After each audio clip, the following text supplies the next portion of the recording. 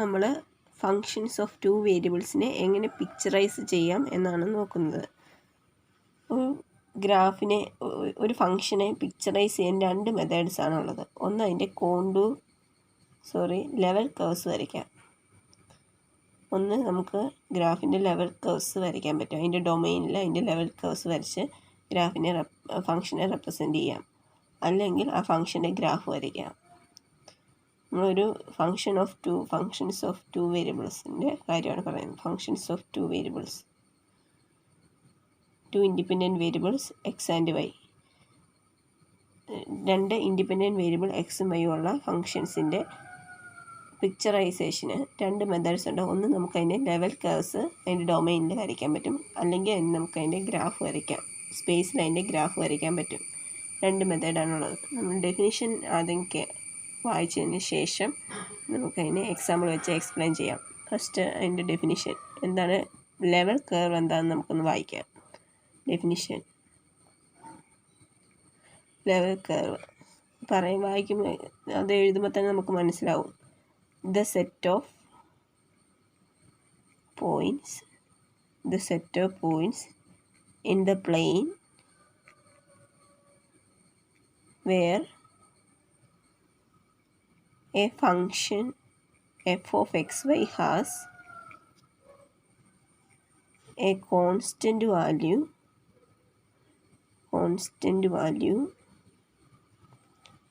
f of xy equal to c is called a level curve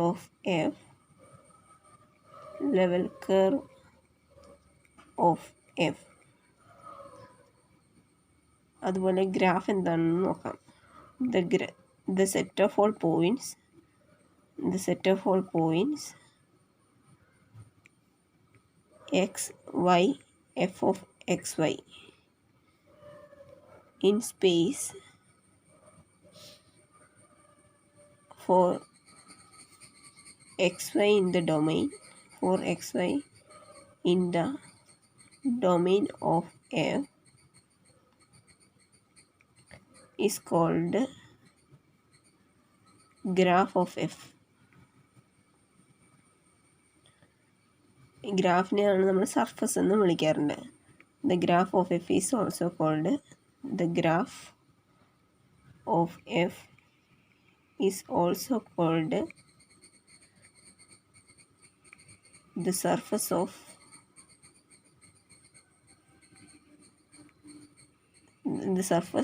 is equal to f of xy.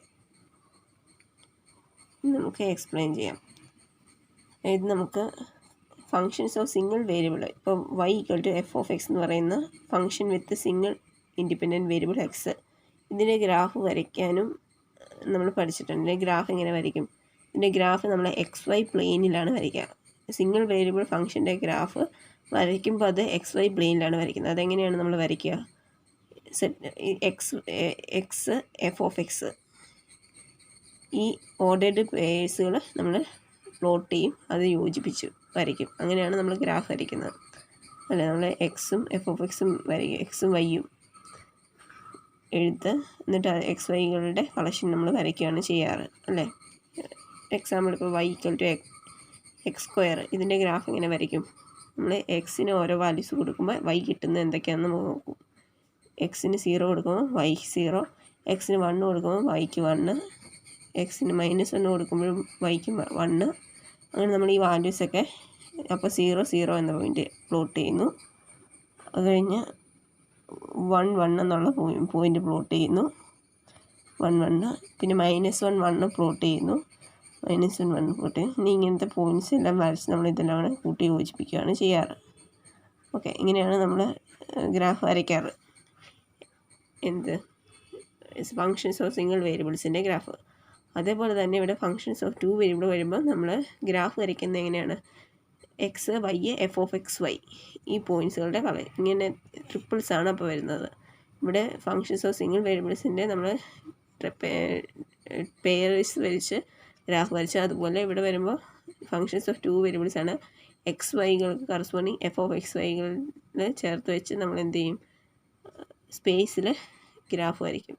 അതൊരു method. അല്ലെങ്കിൽ നമ്മൾ ഫംഗ്ഷൻ്റെ domain നമുക്ക് കണ്ടുപിടിക്കാൻ അറിയാം.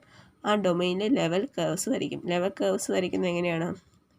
Level curve എന്ന് പറഞ്ഞിട്ടുണ്ടെങ്കിൽ the set of all points in the plane where the function F of X Y has a constant value F of X Y equal to C. അതായത് F X Y equal to C എന്ന് fix ചെയ്തിട്ട് അപ്പോൾ നമുക്ക് ഒരു value fix ചെയ്ത് കഴിയുമ്പോൾ എഫിൻ്റെ value ഒന്ന് ഫിക്സ് ചെയ്ത് കഴിയുമ്പോൾ നമുക്ക് f of X Y equal to C എന്ന് പറയുന്നത് ഒരു എക്സ് വൈ പ്ലെയിനിലെ ഒരു ഗ്രാഫ് പോലെ വരും. അത് നമുക്ക് എക്സാമ്പിൾ കാണുമ്പോൾ മനസ്സിലാവും. അപ്പോൾ ഡെഫിനിഷൻ മനസ്സിലായെന്ന് വിചാരിക്കുന്നു.